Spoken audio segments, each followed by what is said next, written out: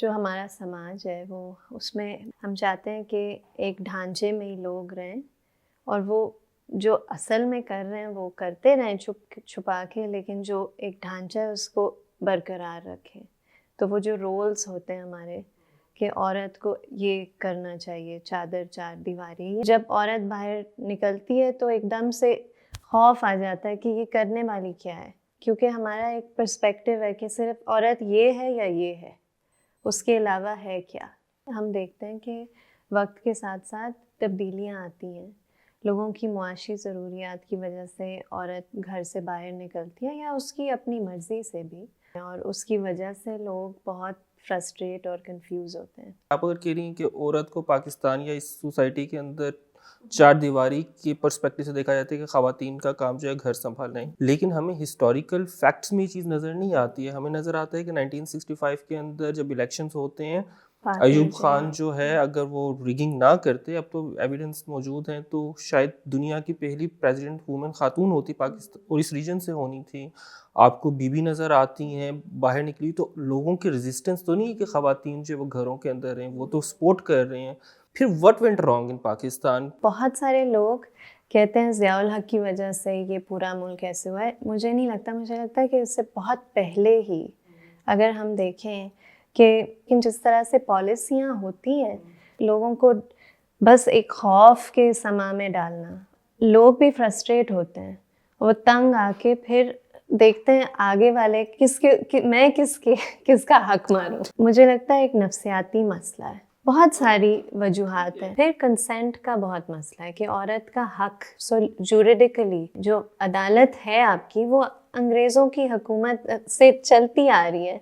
جو back logs ہیں، جو آپ کی جس طرح سے آپ کہتے ہیں کہ ایک مرد کی گواہی کے برابر دو عورتوں کی گواہی ہے، رائٹ؟ تو جس میں آپ ایکول بھی نہیں سمجھ رہے ہوتے ان کو، وہ مسئلے. جو فیمنزم کی بات ہوتی ہے پاکستان کے اندر، سو عمومی طور پہ اس کو اس لینس سے دیکھا جاتا ہے کہ مین ورسز وومن، جو کامن پرسیپشن ہے وہ یہ ہے.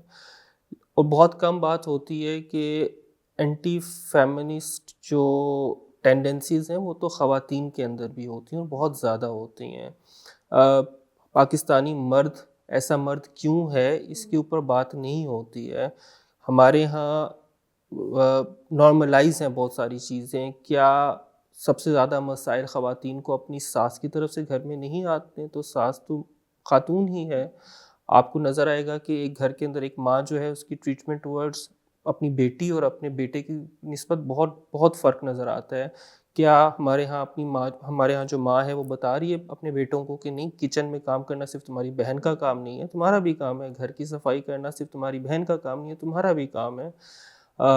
جاب جو ہے وہ صرف تمہارے باپ کا کام نہیں ہے، تمہارا کل کو کام نہیں ہوگا. تمہاری بہن اگر کرنا چاہتی ہے تو وہ کر سکتی ہے، کوئی مسئلہ نہیں ہے اس چیز کے اندر.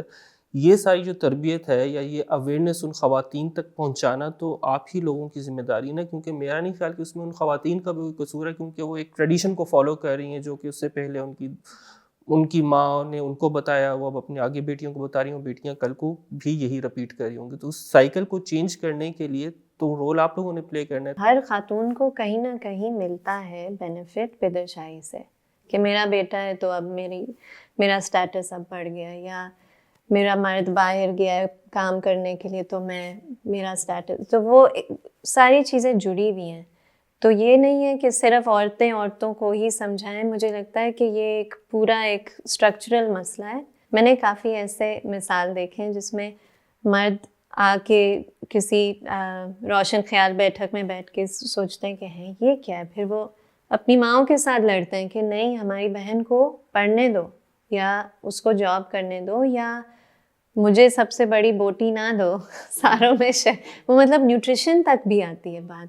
آئی تھنک جیسے آپ نے شروع میں کہا، یہ مرد ورسز عورت والی بات ہی نہیں ہے. مجھے لگتا ہے کہ سب نے ساتھ کام کرنا ہے.